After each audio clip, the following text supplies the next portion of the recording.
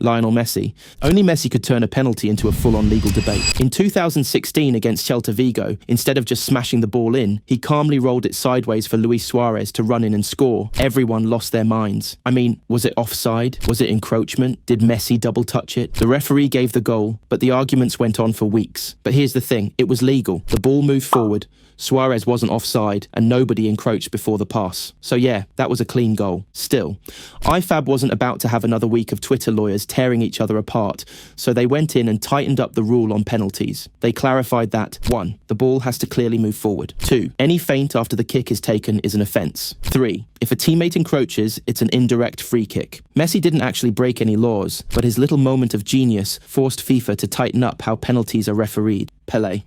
You know you're special when an entire World Cup basically turns into, how do we legally assault this man without being arrested? That was Pelé in 1966. He was coming in as the most dangerous player on the planet, so he was hacked down repeatedly, sometimes before he even touched the ball. The thing is, Pelé wasn't just some fancy-footed forward. He was a nightmare to mark because he had pace, finishing, and intelligence. So opponents figured if you can't stop him fairly, you might as well kick lumps out of him. And the referees were basically tourists with whistles at that point. They offered zero protection. After that, FIFA couldn't ignore it. They started cracking down harder on violent conduct, giving refs more authority to protect technical players, and introducing laws that eventually made those career-ending hacks rarer. Of course, by the time they fixed it, Pelé was already done with the World Cup abuse tour. But Pelé's treatment paved the way for future stars to not have their legs broken every time they touched the ball, which is good, because the next guy on this list might have never survived long enough to give us the most controversial goal in World Cup history. Diego Maradona. Maradona didn't just break rules, he inspired FIFA to rewrite the whole book.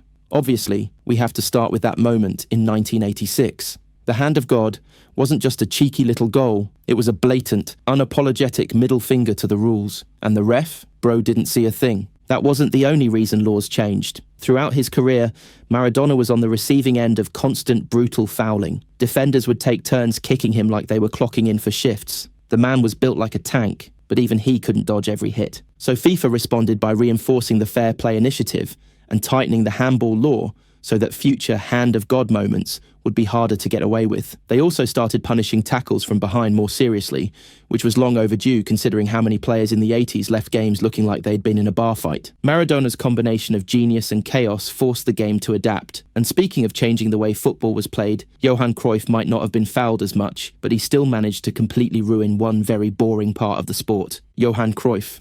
If you've ever been bored out of your mind watching a team pass it back to the goalkeeper just to waste time, you can thank Johan Cruyff for helping kill that off. Back in the 70s and 80s, teams abused the old rule that keepers could pick up any back pass from a teammate. It was legal time wasting at its finest because defenders would roll it back, the keeper would pick it up and stroll around like he's on a walk. Cruyff's style of football, which was total football, exposed just how much this slowed the game down. His teams would push opponents so hard that the only way to relieve pressure was that cheap little pass to the keeper's hands. It became obvious that this rule was killing attacking momentum. So in 1992, FIFA changed it, and suddenly, goalkeepers actually had to play football, and defenders had to think of real solutions instead of handing it off to their mate in gloves. It made the sport faster, more exciting, and more punishing for teams trying to sit on a lead. And while Cruyff's legacy is filled with beautiful goals and revolutionary tactics, his role in that rule change might be one of the most important. But if you think he messed with defenders' heads, wait until you hear about the guy who made them rethink what a foul even was. Franz Beckenbauer. Franz Beckenbauer didn't just play football, he made it look like an art form, and that's saying something for a defender. As the sweeper, he'd pick up the ball in his own half and glide forward, casually dismantling attacks and starting his own. The problem for opponents, however, was that if you couldn't keep up with him, you might have to foul him. And if you fouled him, you were killing a promising attack. Back then, tactical fouls weren't punished the way they are now. You could just yank someone down at midfield, maybe get a talking to, and walk away knowing you'd stopped a certain goal. Beckenbauer's constant ability to turn defense into attack showed just how broken that was. It took years, but FIFA eventually introduced harsher punishment for professional fouls that stopped goal-scoring opportunities. Yellow cards became mandatory for those deliberate tugs and trips, and red cards for the really cynical ones. Beckenbauer's game made defenders realise that sometimes the safest option was just not to let him have the ball at all, which is exactly the kind of defensive paranoia the next player thrived on. But before we get to that, if you've been enjoying this video so far, don't let it stop here. Like and subscribe so you have first-hand access to these videos as soon as they drop. Next up, we have Michel Platini. Michel Platini didn't just play the offside trap, he played with it. In the 1980s, he was one of the sharpest football minds on the pitch, and he'd used the old rule to basically live in the danger zone. Back then, you were only offside if you were involved in the play, so Platini would hang out behind defenders, completely innocent, then come alive the second the ball was played through. Imagine marking a guy who looks like he's on a smoke break, then suddenly he's one-on-one with your keeper.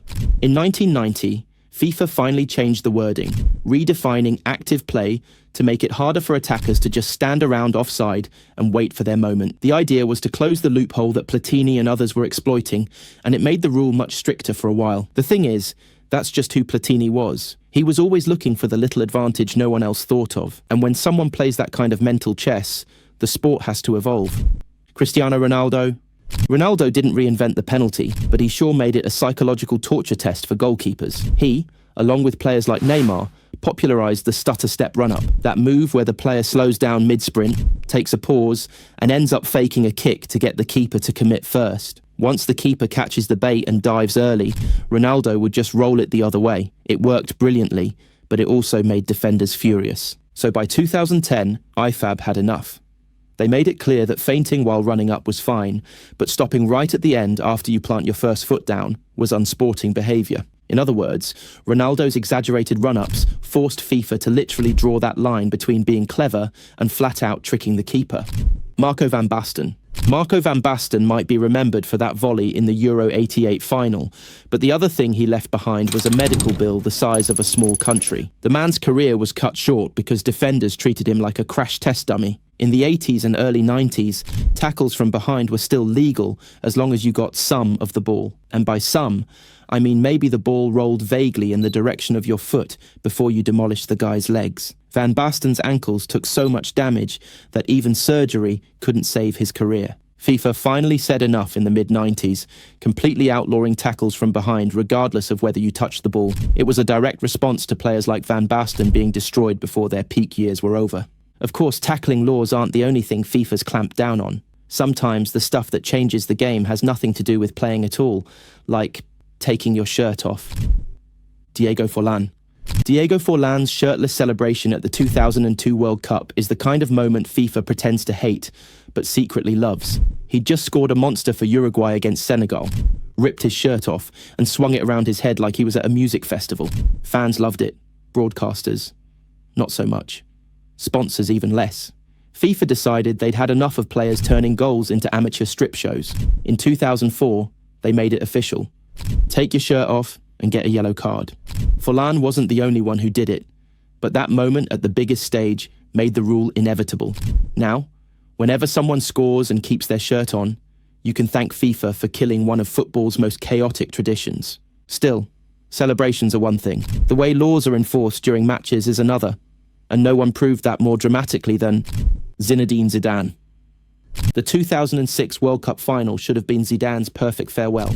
Instead, it ended with the most famous headbutt in sports history. Marco Materazzi said something, Zidane turned, and boom, Marco was down. The ref missed it live, but fourth officials and TV cameras didn't. That moment was one of the biggest wake-up calls FIFA ever got about catching off the ball incidents. The solution was to start trialling video review. It was not quite VAR as we know it, but the early experiments that would eventually lead to the full system we have today. All right, your turn. Which player do you think deserves their own rule? And don't just say Messi unless your rule is banning nutmegs, because honestly, that's the only way to stop him.